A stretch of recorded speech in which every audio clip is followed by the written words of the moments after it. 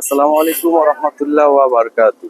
আজকে আমি আমাদের এই ছোট্ট শহর নাগেশ্বরী দুটি ছোট ছোট সমস্যা আপনাদের সামনে তুলে ধরবো। শহরটা খুবই ছোট, কিন্তু এইখানে দেখা যায় অনেক বড় বড় যানজট এবং কিছু মারাত্মক মারাত্মক দুর্ঘটনা, যেগুলোর কারণ হিসেবে রয়েছে আমাদের অটোরিকশা এবং বিভিন্ন গাড়ির অসচেতনতা। শুধু এই দৃশ্যগুলোই আপনাদেরকে দেখাবো, তো আমার সঙ্গেই থাকুন।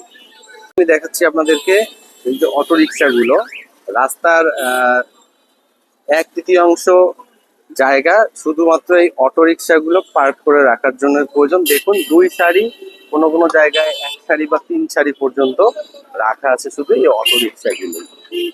এবং এনাদের মোটামুটি একাধারে 3 সারি জায়গা লাগে এদের যাওয়ার জন্য। এবং ফুটপাথগুলোতে, ফুটপাথ তো না, এটি হাইওয়েরই অংশ। এর মাঝে আবার রয়েছে বিভিন্ন ফলের দোকান, বিভিন্ন ফলের দোকান। রাস্তার আরেক সারিতে কুড়িগ্রাম যাওয়ার জন্য রয়েছে আরো বেশ 1 বা 2 সারি জিএস বা অটোরিকশার লাইন। যারা লাইন বাই লাইন এই যে যাত্রীদেরকে ডেকে নিয়ে যাচ্ছে। আমার কথা হলো, রাস্তার 100 ভাগের যদি 50 ভাগই লাগে শুধুমাত্র অটোওয়ালাদের এরকম পার্কিং ঘোরানোর জন্য। আর হচ্ছে এই যে তাহলে রাস্তার এই মাঝের এতটুকু জায়গা থাকে ফাঁকা, বাকি গাড়ি ঘোড়া, মানুষজন, মোটরসাইকেল চলাচলের জন্য। তো সেই শহরটিতে যানজট হবে বা দুর্ঘটনা হবে, এটাই তো স্বাভাবিক, তাই না? আবার এখানে রয়েছে বাস দাঁড়ানোর জন্য বাস স্ট্যান্ড।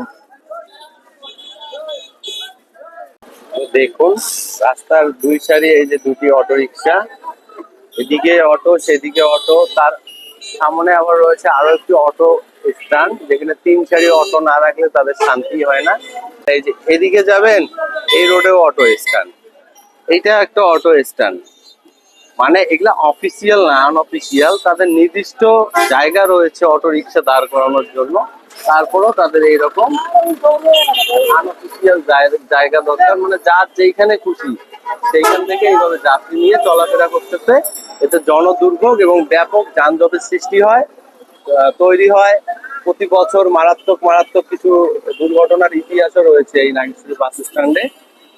আমার কথা হলো, তাদের নির্দিষ্ট একটি জায়গা, তাদের স্ট্যান্ড করার জন্য এবং যাত্রী উঠানামা করার জন্য নির্দিষ্ট জায়গা থাকার পরও তারা কেন শহরের মাঝখানটাতে প্রত্যেক সাইডে তাদের নিজস্ব এরকম ইচ্ছা অনুযায়ী স্ট্যান্ড তৈরি করে ফেলেছে, আমি সেটাই বুঝতে পারতেছি না।